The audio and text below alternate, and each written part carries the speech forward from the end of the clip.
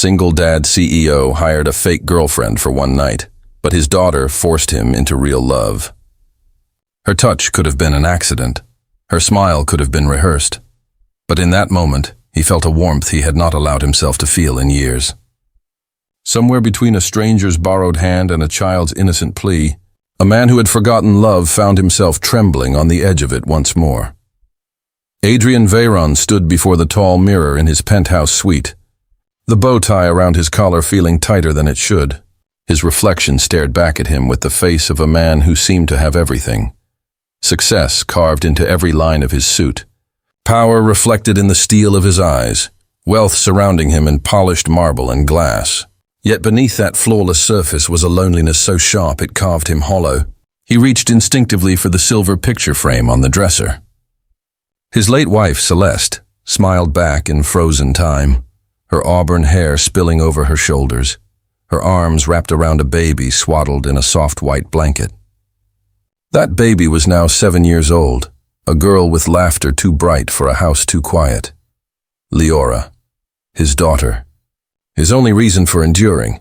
There was a knock on the door. "Mr. Veyron," his assistant called from outside, voice brisk. "The guests are arriving. The board is expecting to meet your companion." Adrian exhaled slowly, his grip tightening on the photo before placing it back down. He had rehearsed this lie in his head a dozen times, but the taste of it never grew easier. She wasn't his companion, not really. She was someone he had hired through a discreet service, an illusion purchased for a night to silence whispers about his empty personal life. Her name, at least the one she gave, was Celine Armand. Beyond that, she was a shadow, a professional. He didn't want to know more. "Tell them she'll be there," Adrian replied. His voice clipped, his tone betraying nothing of the unease beneath it.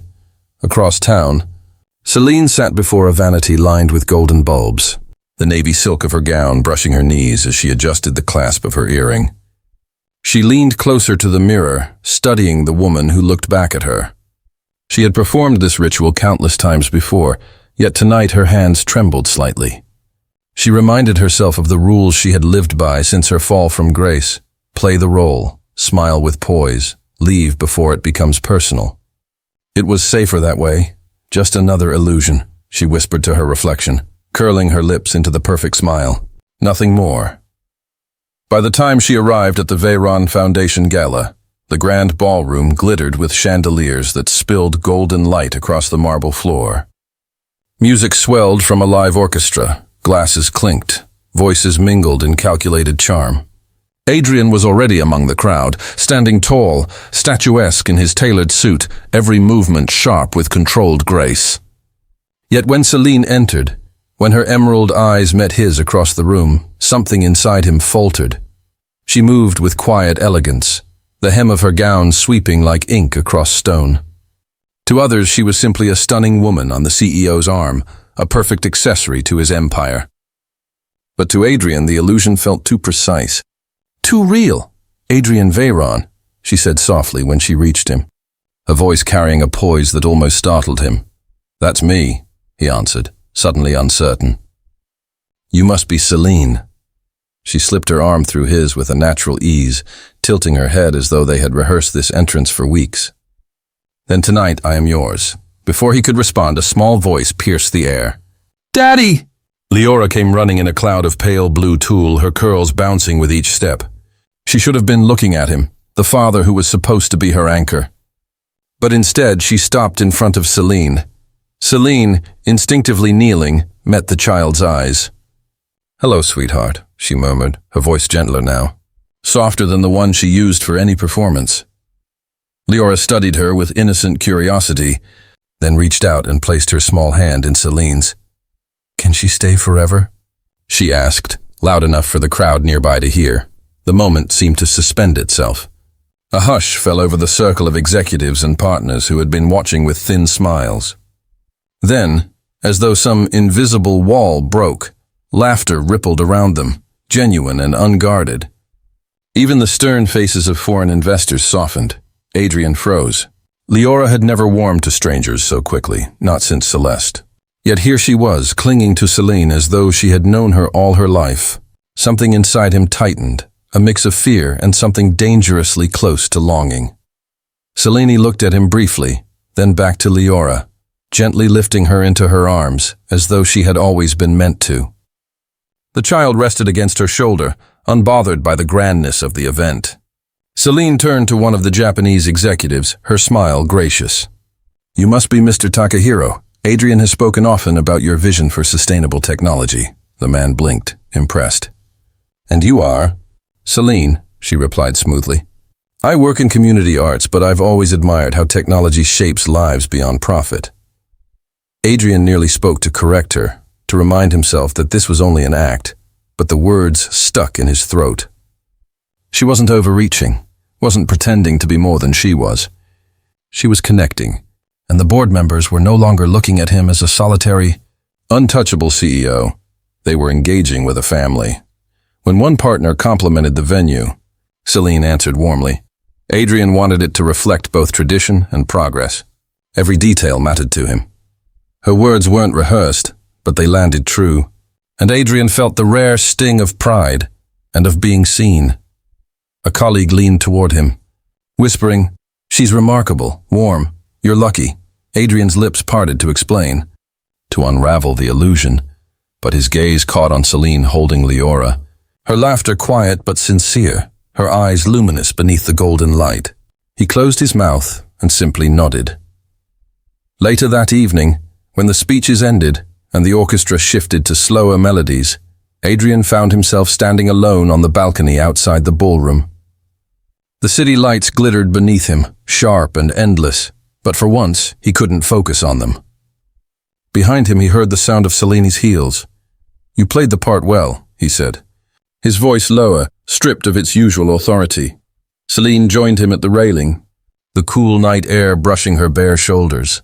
"It wasn't a part for her," she admitted softly, glancing back toward the hall where Leora danced in circles with another child. "Children don't care about illusions. They only see what feels safe." Adrian turned to look at her, the mask on his face threatening to break. "And what about me? Do you see me, Selene? Or just another client?" For a moment, silence stretched between them, filled only by the hum of the city.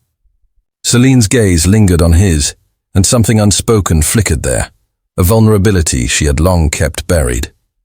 She didn't answer, not directly. Instead, she whispered, "I see a man who hasn't allowed himself to breathe in years." Her words landed like a blade and a bomb all at once. Adrian looked away, his chest rising and falling with the weight of everything he could not say. He wanted to tell her she was right, that since Celeste's death he had been nothing but a machine, building empires while starving his own heart. But the words lodged in his throat, dangerous and unfamiliar. Behind them, Leora's laughter carried through the glass doors, bright and unguarded. For the first time in years, Adrian wondered if maybe, just maybe, something real could be born out of a lie. The black sedan pulled quietly into the driveway of Adrian's estate, its headlights sweeping across the marble steps before fading into the night. The gala was over, but the echo of Selene's laugh, the warmth of Leora's tiny arms around her neck, still lingered like perfume Adrian couldn't shake. He stood by the door as Selene stepped out of the car, the cool porch light spilling across her face. For a brief second, she looked almost hesitant, her practiced composure softening as though she, too, wasn't ready for the night to end, "I thought," Adrian said, his hand resting lightly against the door frame. "Since we've already played the part so convincingly tonight, we might as well keep it consistent, with dinner." Selene's lips curved faintly, almost a smile. For consistency, of course, but he knew, and she knew, the truth was simpler. Neither of them wanted to walk away just yet.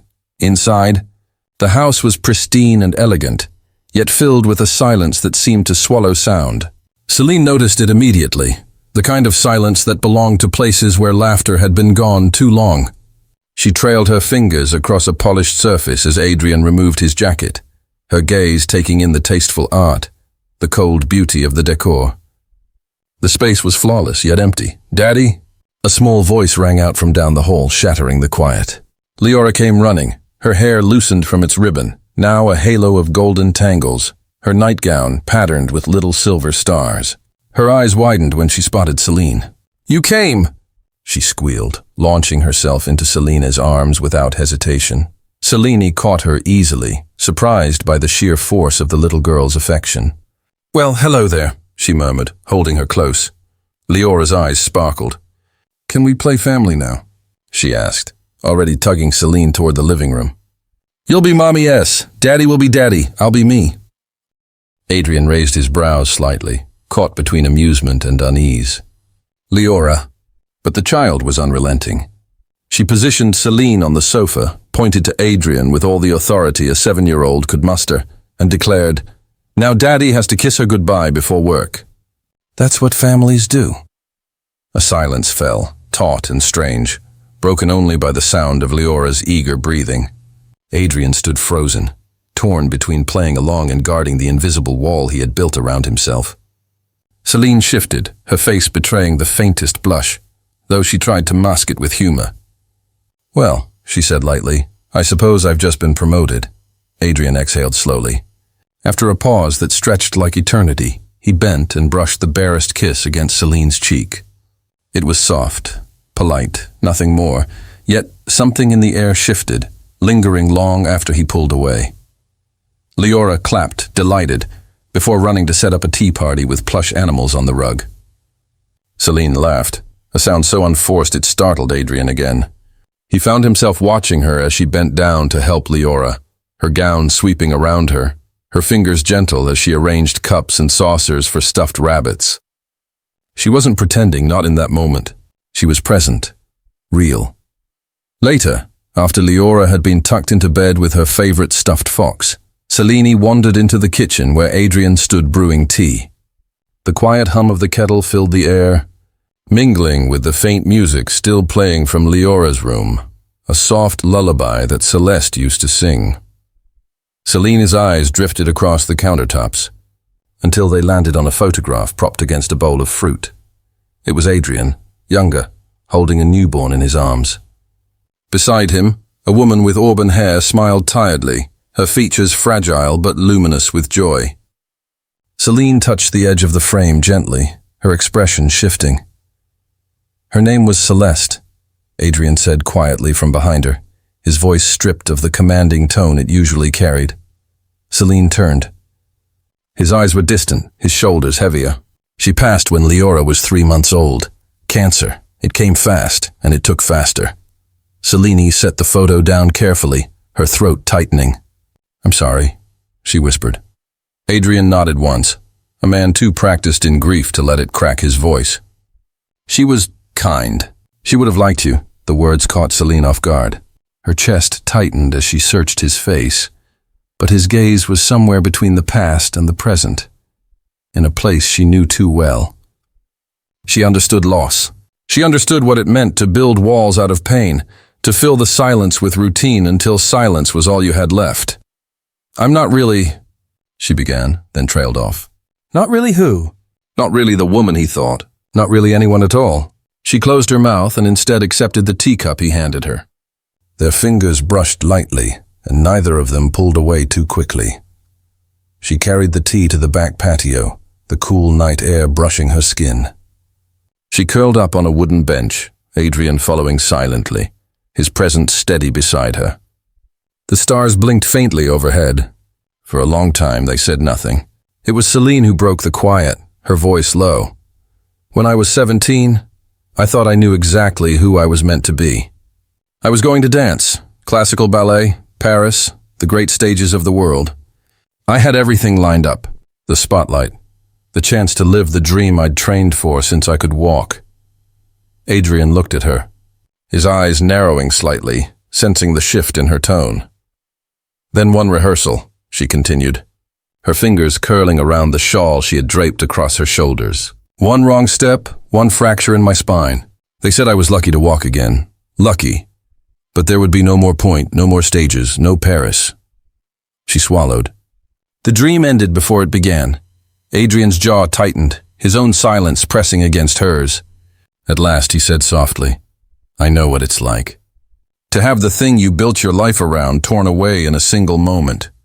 To wake up with nothing but ashes." Her breath caught at the weight of his words. For a moment, They were simply two broken people on a quiet patio, bound not by contracts or roles, but by the invisible thread of loss. How do you live with it? She asked finally, turning to him. You don't, he answered, his voice rough. Not at first. You keep moving, not for yourself, but for someone else. For me, it was Leora. She kept me standing when I had nothing left. Celine lowered her gaze to the tea cooling in her cup. She wanted to tell him she understood, that she too had lived through days that felt like shadows, when even breathing was an effort. But instead she whispered, I teach sometimes. Little girls. Nothing professional, but enough to feel the music again. Enough to pretend the dream isn't completely dead. Adrian's expression softened, something unguarded flickering in his eyes. I think Leora would love that. She already does, Celine said, a faint smile tugging at her lips. She just doesn't know it yet. They fell into silence again, but this time it wasn't heavy. It was healing. The kind of silence that settles when two people finally allow themselves to be seen. For the first time in years, Adrian felt the corners of his world shift. The house didn't feel so empty. The night didn't feel so endless. And Celine, with all her guarded grace and hidden scars, didn't feel like an illusion anymore. Rain slid down the tall windows of the Veyron estate, blurring the skyline into streaks of gray. Inside the house carried a rare warmth. Leora sat cross-legged on the living room rug, crayons scattered around her like a tiny storm, while Celine leaned over to help her color inside the lines of a fairy castle. Their laughter rose and fell with the patter of the rain, filling the silence that once made these rooms unbearable. Adrian stood in the doorway, his hand resting against the frame, watching. It should have felt strange to see his daughter nestled so naturally against another woman's side, her golden head bent close to Celine's, her voice bright with trust. But instead, it felt right, so right, it unsettled him. Celine glanced up, catching him watching. Her lips curved into a soft smile, one that reached her eyes before she quickly turned back to Leora. He looked away, heart thudding harder than it should. Later that night, after Leora was tucked into bed, Celine wandered into the study carrying a folded blanket she had used to cover the girl. Adrian was there, papers scattered across his desk, but his attention was miles away. The moment Celine entered, his gaze lifted, and the distance in his expression cracked. You've changed this house, he said quietly, almost as if confessing something he hadn't meant to say aloud. Celine's steps faltered. She laid the blanket over the arm of a chair, her voice careful. It isn't me. It's her. She just needed someone to listen. She needed you, Adrian countered, his eyes holding hers. The air grew heavier, charged with something unspoken. For a long moment, neither moved, but both felt the shift beneath their skin. It was dangerous, this closeness. It was real. And real was something Celine had sworn she could not allow herself. The days stretched into weeks, and Celine's presence became woven into the rhythm of their lives. She cooked with Leora in the mornings, walked her to ballet classes, sat with her through bedtime stories. Adrian found himself coming home earlier, lingering longer at the dinner table, listening as Celine filled the quiet with stories about music, about the little student she once taught for free in a small studio. But the illusion could not last forever. It began with a message. Adrian's phone buzzed late one evening while he was reviewing contracts. A longtime associate had sent a short note, the kind that landed like a blade. Thought you should know. She's done this before. A lot. Check the old forums. Attached was a grainy screenshot. A younger Celine in a red dress, her smile too perfect. Her name listed alongside discreet companion services. Professional, temporary, pretend. Adrian stared at the screen, his chest tightening. The words blurred, but the seed had been planted. He told himself people did what they had to in order to survive. He told himself it was the past, but the doubt coiled inside him, sharp and merciless. That night, Celine descended the stairs, her hair damp from a shower, a soft cardigan wrapped around her shoulders. She looked at ease, comfortable, as if she belonged in this house. But Adrian stood in the kitchen like stone, his phone clutched in his hand, his jaw set. Is there anything you want to tell me? His voice was calm, but beneath it ran something darker. Celine froze. About what? He turned the phone toward her, the image glaring on the screen. About this, her face drained of color. She exhaled slowly, setting her hand against the counter as if to steady herself. "I was going to tell you," she whispered. "I used to—" "Yes, I did that. Not anymore. How many times?" His question was clipped, sharp. She flinched as though struck. "Does it matter?" "Yes," he said too quickly, too harshly. "Because I need to know if any of this—" He gestured toward the ceiling, where Leora's room lay above, where her laughter had once filled the halls. "If you with her? If all of this was just another performance?" Her breath caught. For the first time, her practiced calm shattered, hurt flashing across her face. "You think I could fake that kind of love?" Her voice cracked, raw. "You think I could pretend the way she clings to me, the way I feel when she calls me Mommy S? Do you honestly believe I wanted to fall into this, with you, with her, that it was another role?" His silence hit harder than any accusation. She blinked rapidly, trying to hold herself together, but the truth bled out anyway. "I never lied about what I used to do. I did what I had to do. I had rent to pay. I had no one. But with her, with you—" Her voice faltered, then rose again, fierce with desperation. "It stopped being pretend a long time ago." Adrian swallowed, his eyes fixed on the floor. I don't know what to believe anymore." The finality in his tone sliced through her chest. Something inside her closed, slow and deliberate, like a door she had left open too long. She nodded once, then turned. Outside, rain had begun to fall, slow, deliberate drops that quickly became a downpour. She stepped out into it without an umbrella, her thin sweater soaking through in seconds. She didn't run. She walked, her heart heavier than the storm, her arms wrapped tight around herself. Adrian stood at the window, watching her disappear into the sheets of rain. His fists clenched, his jaw locked, but he did not move. For all his wealth, all his power, he felt suddenly powerless, watching the woman who had brought life back into his home vanish into the night. Later, when he passed the guest room, he noticed the door ajar. The bed was perfectly made, the closet empty. On the nightstand sat a single folded piece of paper. His hands trembled as he picked it up. The handwriting was delicate yet steady.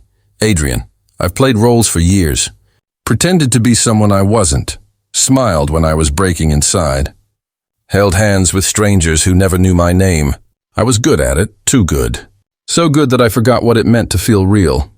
Until you. Until her. I never expected you to trust me. I never expected to stay. But I hoped, just once, that maybe I could be more than the woman you hired. I hoped you saw what I felt. That it wasn't pretend. Yes, I've acted before. But this time, I didn't know how to stop." The ink blurred slightly where a raindrop had smudged the page. Adrian stood there in the empty room, the letter shaking in his hands, the rain still hammering against the glass like a memory refusing to fade. For the first time in years, the house felt truly unbearably empty. Upstairs, Leora stirred in her sleep, murmuring softly. A single word slipped from her lips, innocent and tender, piercing Adrian like a blade. "Mommy." He closed his eyes. The storm raged on outside, but inside, it was quieter than death. The weeks that followed were colder than any winter Adrian could remember, though the sun still rose each morning over the city. The house was no longer silent in the same way. Now it echoed with absence, the kind that gnawed at him. Celine's perfume no longer lingered in the hallways. Her laugh no longer drifted from the living room, and yet her presence haunted every corner as if she had been stitched into the walls themselves. Leora noticed too. At first she asked every morning when Mommy S would be back. Adrian dodged the question with half-hearted smiles, telling her Celine was busy. But Leora was not a child easily fooled. One evening she marched into his study, her little fists balled at her sides, eyes wet with confusion. "You made her leave," she accused, her voice trembling. "She loved us." "She loved me." Adrian's throat tightened, words failing him. He wanted to say he had been protecting them, that he couldn't risk Leora's heart breaking over someone temporary. But the truth weighed heavier. It wasn't her he hadn't trusted. It was himself. He had been too afraid to believe in something real again. That night, as he stood alone in the study, he picked up the folded letter Celine had left. He had read it so many times the paper was soft at the edges, but each word still sliced open the wound he carried. Until you, until her. It wasn't pretend. He pressed the page to his chest, closing his eyes. For years he had lived in shadows, convincing himself that grief was safer than hope. But Celine had proven him wrong simply by walking into his home and making it feel alive again. And now she was gone. He couldn't let it end like that. On a grey Saturday afternoon, Adrian drove across the city to a neighborhood far removed from the polished skyscrapers of his empire. His car slowed outside a modest brick building, its old windows glowing with warm light. Through the glass, faint notes of a piano drifted into the street, mingling with the laughter of children. A hand-painted sign above the door read, "Community Music and Dance Center." Inside, the wooden floors creaked beneath his polished shoes. A handful of children in leotards twirled across the room, their movements clumsy but joyous. And at the front, guiding them with patience and grace, was Selene. Her hair was tied neatly back, her voice calm as she counted out steps, adjusting a girl's posture with gentle hands. She looked different here, not a hired illusion, not a guest in someone else's life, but herself, real, whole. Leora spotted her first. She had begged to come along when Adrian told her he needed to see someone. "Mommy, yes," she squealed, breaking into a run. Selene froze, her body tensing before she turned. When she saw Leora barreling toward her, her eyes softened, the walls she had built trembling. She bent just in time to catch the child in her arms. "You came back," Leora whispered fiercely, clutching her neck. Selene's throat tightened. "I didn't think I would see you again," she admitted. Pressing a kiss to the girl's head, Adrian stood in the doorway, his chest heavy, his hands shaking slightly though his face tried to remain composed. The room had fallen quiet. Even the pianist paused mid-note, the children's wide eyes darting between their teacher and the man in the tailored suit who seemed so out of place here. Selene's gaze finally lifted to meet Adrian's. Her lips parted, but no words came. He stepped forward, each movement weighted with the silence of the weeks that had passed. When he reached her, he held out a small white box. His voice was rough, stripped of all the polish it usually carried. "These belong to you." Confused, Celine opened it. Inside lay a tiny pair of white ballet shoes, the ones Leora had once worn when Celine guided her through her first clumsy dance on the patio. Celine gasped softly, her fingers trembling as she touched them. "I kept them," Adrian said, his voice breaking for the first time. "Because that day, for the first time in years, I saw hope in my daughter's eyes. And in mine. You gave that to us." Selene's breath caught, her vision blurring with tears. "I lost the love of my life once," Adrian continued, his words raw. "And I thought I would never have room in me to love again. I thought holding on to grief was the only way to stay faithful to her memory. But I was wrong. You didn't take her place, Celine. You made a new one for me, for Leora, for yourself." The room was silent, but for the soft sniffles of a child at the back. Adrian's hand shook slightly as he held her gaze. "Will you come home? Not for appearances, not for contracts. Come back because this is real. Stay because Leora needs you. Because I need you." Celine's tears spilled freely now. For so long she had believed she was only the roles she played, the illusions she crafted for others. But standing here, with a child's arms tight around her and a man's eyes stripped bare, she felt something unshakable. Something true. She nodded once, then again, firmer. "Yes," she whispered. "I'll stay." Leora clapped her hands, her face glowing with joy. "I told you, Daddy. I told you she was forever." The children erupted in cheers, not fully understanding, but sensing something sacred unfolding before them. Weeks later, the Veyron estate looked different. Not in its walls or windows, but in the way it breathed again. Leora's laughter spilled down the halls like music. Celine's voice carried through the kitchen as she hummed while cooking. And Adrian found himself smiling more easily, his chest no longer heavy with silence, but full with the rhythm of belonging. The change spread beyond the house too. Celine, with Adrian's quiet support, expanded her community program into the Celeste Veron Arts Foundation, honoring the woman whose memory still guided their lives. It became a sanctuary for children who had lost, for families who needed hope. Adrian poured his resources into it, but it was Celine who gave it a soul. One evening, as the sun dipped low and painted the house in amber light, Celine sat on the patio with Leora nestled against her. Adrian stepped out, carrying 3 mugs of hot chocolate, his tie loosened. His expression soft. "You know," Celine said with a small smile, "for a man who doesn't like to pretend, you've built a life that feels almost too perfect to be real." Adrian set the mugs down, slipping onto the bench beside them. He took her hand, threading his fingers through hers with quiet certainty. "That's the difference," he murmured. "For once it isn't pretend." Celine leaned her head against his shoulder, her heart steady for the first time in years. And as Leora drifted into sleep between them, Adrian looked at the woman beside him and the child in his arms. And he knew. Some families were born from blood, others were chosen. This one had been fought for, healed for, built from the ashes of grief into something far stronger. And this time, it would last.